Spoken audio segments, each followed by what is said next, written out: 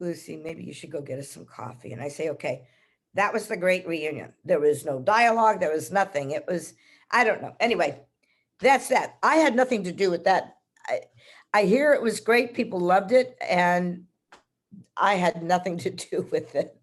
Was it nostalgic? Like Joan Van Ark, like just to be back at South Fork, like, like when Steve is saying thank you for all this, like, was that at least like, Oh, this brings me yes, of back? course. It was, and being with them, it was great. And then they brought us back, of course, for JR's funeral, which was gut wrenching. It was, it was sad. I was going to say, like, that scene, how much of that was really acting between all of you? Because I mean, it was a real None, loss. none. It was, yeah. Even though obviously Larry had passed away sometime before, it was, yeah. Was that helpful though, to kind of, be around like Linda and Patrick and Oh, Steve? yes, of course. And we've been around each other a lot since then. And, even since the new show and who knows, there's nothing to say they might not try to bring it back again. Who knows? So. Well, that's what I was going to ask you. I mean, if they brought it back, which they might, maybe not TNT, but in some capacity, would you say yes if they called again? Sure. I think, yeah. And I'd love Lucy to have a daughter that's even worse than she was, a little more rebellious than she was. I think it would be great. That would be great, actually. See, you just Yeah. gave you and give her some position at Ewing Oil. Yeah. Right.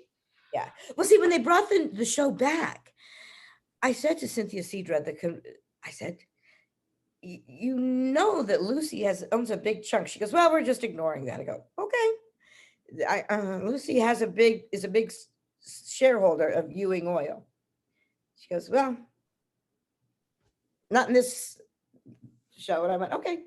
From a fan point of view, I think the fans would have gone crazy, like just in a good way of like, like people like to see some like evolution of character, like they did right by like Sue Ellen. They did Sue Ellen so brilliantly. You know what I mean? It was like they should have given Lucy something. But they have to, but it's a whole new show. And I get that. It's a whole new show. And it was, even about more of drug cartel and stuff that I understand. So,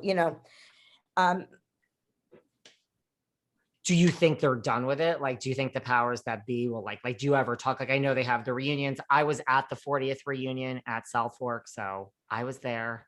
Do you think like people are done with Dallas, or do you think someone will find a way to bring this back in some capacity? in my mind, I think it's done, but never say never, so. If they were going to recast Dallas, just say like they were going to do something totally different and recast it, are there any actresses that come to the top of your mind, if they were going to say, let's go back and now we want, the age you were at when you started in that first scene, let's just start over and just do a whole, new version of, do any actresses come to mind of who would be good for Lucy? Oh, I don't know. If you're talking 17-year-olds or whatever, I don't know. There's so many wonderful young actresses out there. I know at one point there was a movie script being done. And this was quite a while ago, but they had actually brought my daughter in to audition for the part, but the movie never got done. But yeah.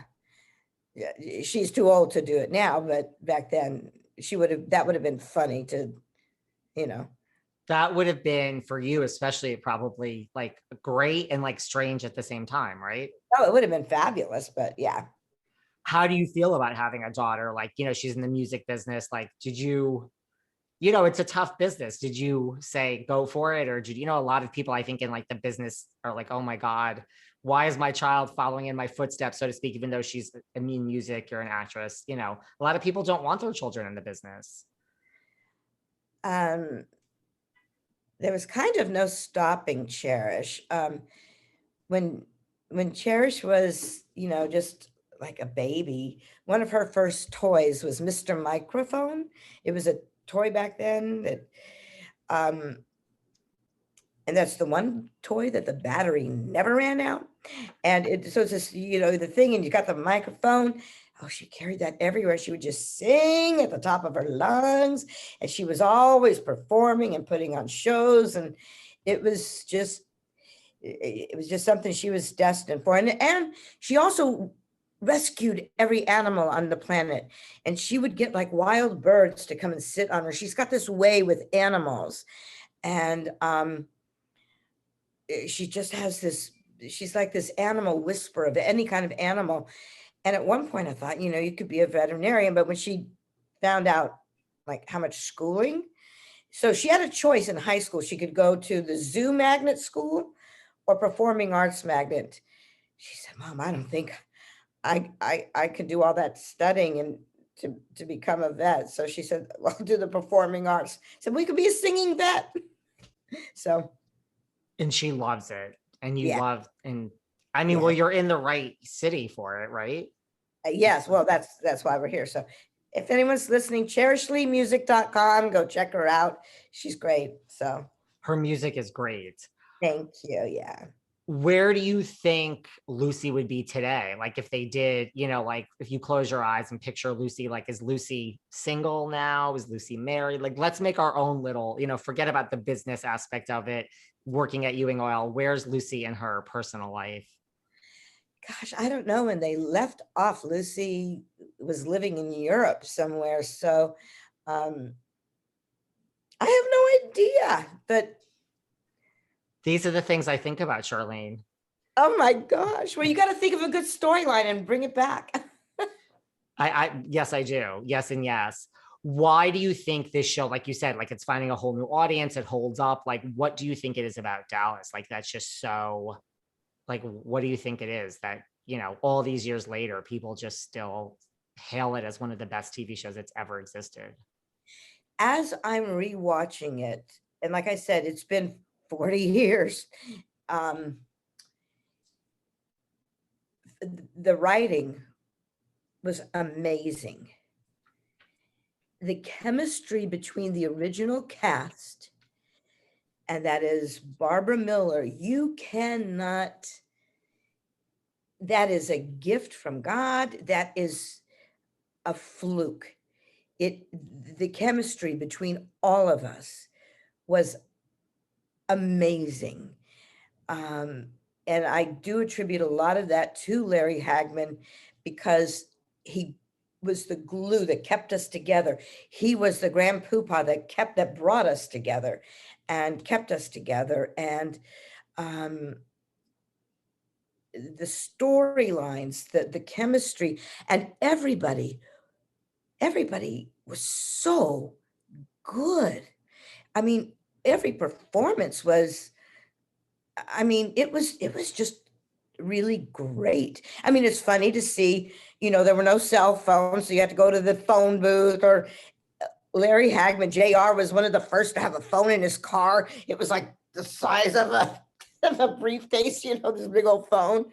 But, and the scripts and the greed and the backbiting, and yet it was all about family.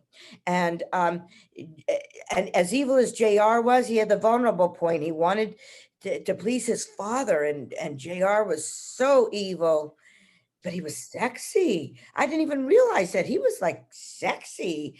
And like I said, everybody had their things that the dialogue was written on the page, but there was always something underneath every character that was going on. Yeah. I agree with all of that. Right. I mean, it was so rich in storytelling, just like it really and like it was about family at the end of the day. And you really believe that this was a family, a dysfunctional family, but you really truly believe this was a real family. Yes. Speaking of families, you have a family story of your own, you were telling me off the air. Yes. Well, I was in and out of foster homes because my mother was mentally ill, and I'd never known who my father was. So, and of course, anybody who's adopted or doesn't know who their biological parents, I won't say there's a void, but there's a curiosity. And with some people, they carry a deep hole or a void. There really is. I've always wondered who my biological father was. And through one of those DNA websites, I had this DNA kit in my closet for 5 years. And I said, you know what? I'm going to do it. So I spit in the tube and I sent it off. And well, lo and behold, I was reunited. I was united, not reunited. I was united with two biological half brothers and a biological half sister.